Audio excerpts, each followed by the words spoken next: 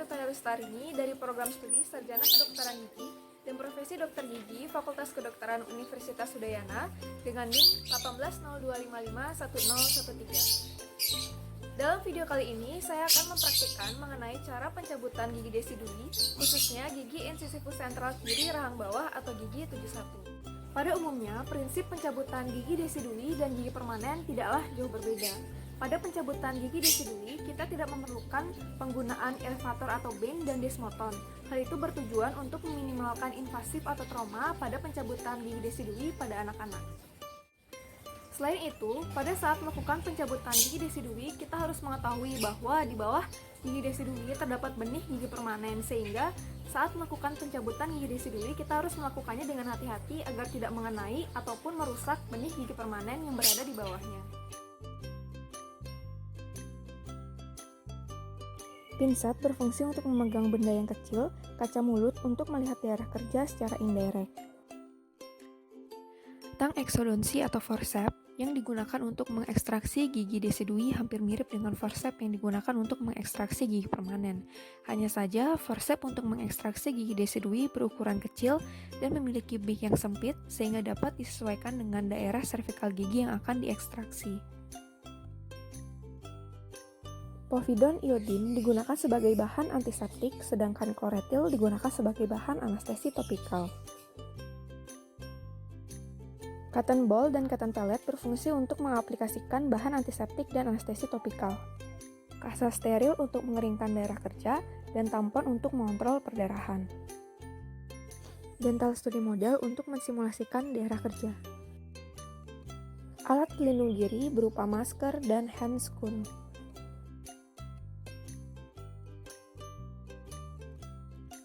Setelah mencuci tangan menggunakan sabun dan pada air mengalir, operator kemudian menggunakan alat pelindung diri berupa jas lab, masker, dan handscoon.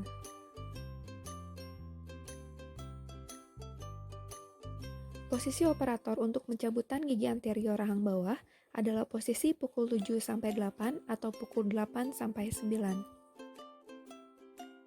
Posisi pasien untuk pencabutan gigi anterior rahang bawah adalah bidang oklusal, mandibular sejajar dengan lantai atau bidang horizontal, dan ketinggian kursi atau dental chair harus diatur sehingga rongga mulut pasien berada pada siku atau sedikit di bawah siku operator.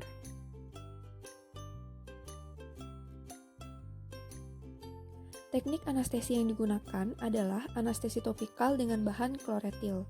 Jenis anestesi ini biasanya diindikasikan pada pencabutan gigi desidui dengan keadaan goyang 3 derajat atau goyang 2 derajat. Keringkan daerah kerja menggunakan kasa steril pada sisi labial dan lingual.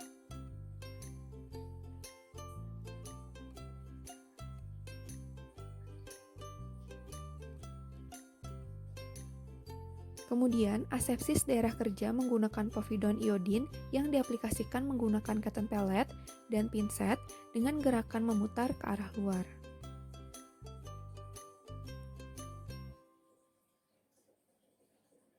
Selanjutnya, aplikasikan bahan kloretil pada cotton ball dengan cara disemprotkan dan tunggu hingga berbentuk bunga es.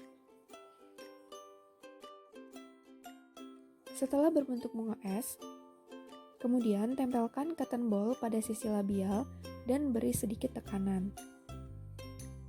Kemudian fiksasi menggunakan tangan yang tidak dominan dengan ibu jari pada sisi labial dan jari telunjuk pada sisi lingual. Kemudian adaptasikan forceps dengan segera.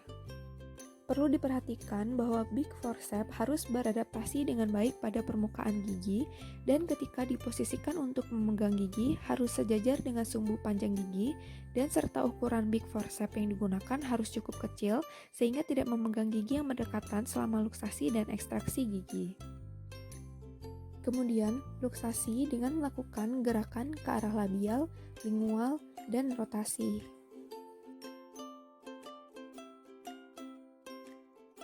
Kemudian lihat dan periksa soket untuk memastikan bahwa tidak terdapat benda asing di dalam soket.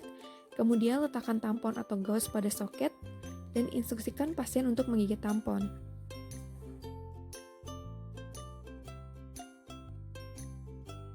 Instruksi instruksi pasca pencabutan gigi desidui atau post operatif, di mana instruksi ini dapat disampaikan kepada orang tua atau wali yang mengantar anak saat melakukan pencabutan gigi desidui. Yang pertama, instruksikan pasien untuk menggigit gauze atau tampon atau kasa selama 30-45 menit pada daerah bekas pencabutan. Kemudian yang kedua, instruksikan pasien untuk mengonsumsi makanan yang dingin dan lunak terlebih dahulu untuk mempercepat proses penyembuhan luka dan meminimalisir terjadinya komplikasi pada daerah bekas pencabutan. Kemudian yang ketiga, instruksikan pasien untuk menjaga kebersihan rongga mulut atau oral hygiene.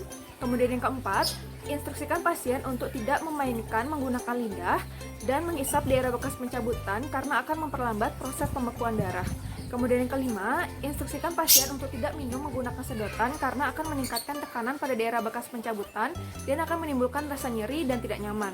Kemudian yang keenam, instruksikan pasien untuk makan atau minum minuman yang dingin terlebih dahulu. Kemudian yang ketujuh, instruksikan pasien untuk dapat menggosok gigi seperti biasa namun menghindari daerah bekas pencabutan. Kemudian yang kedelapan, hindari mengunyah pada daerah bekas pencabutan.